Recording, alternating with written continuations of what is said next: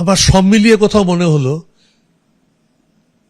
যে আমার সম্পর্কে কুৎসা অপপ্রচার করতে যাদের মুখ থামছে না, দলের মধ্যেকার অধিকাংশ মানুষ যখন বলতে শুরু করছে যে তারা তাদের কথা দলে কোনো একটা স্থানে গিয়ে তারপর তারা পৌঁছতে পারছে না, দলের দ্বিতীয় ব্যক্তি হিসাবে অভিষেকের কাছে পৌঁছতে গেলে তার সচিব মারফত তাদের কাছে পৌঁছতে হচ্ছে, তৃণমূল কথাটার সঙ্গে বাস্তব এটা মেলে না।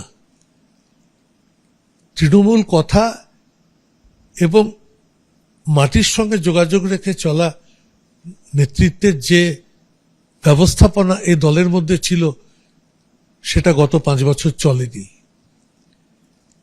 তাই কোথাও গিয়ে আমার মনে হয়েছে যে এই দলের একটা পরিবর্তন হওয়া দরকার, কিন্তু তৃণমূলের নামের সঙ্গে, তার পরিচয়ের সঙ্গে, তার নেত্রীর সঙ্গে যে আত্মিক যোগ মাঝখানে কিছুটা বিলুপ্তি হয়েছিল।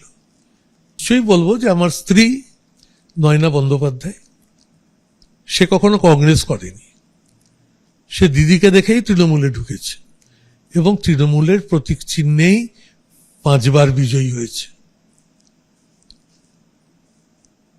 সে সেখানেই থাকবে, আমি আপত্তি করিনি, কিন্তু আমি আমার মতো জায়গায় থাকতে চেয়েছি। প্রশ্ন উঠবে না দাদা কি দিদি আছেন ওখানে, নয়নাদি থাকবেন মমতাদির সঙ্গে, আর আপনি ইন্ডিয়াতে থাকবেন মোদির সঙ্গে? আমি মোদির সঙ্গে থাকবো বলেই এইখানে যোগ দিয়েছি, এখনই সে কথা বলবো না।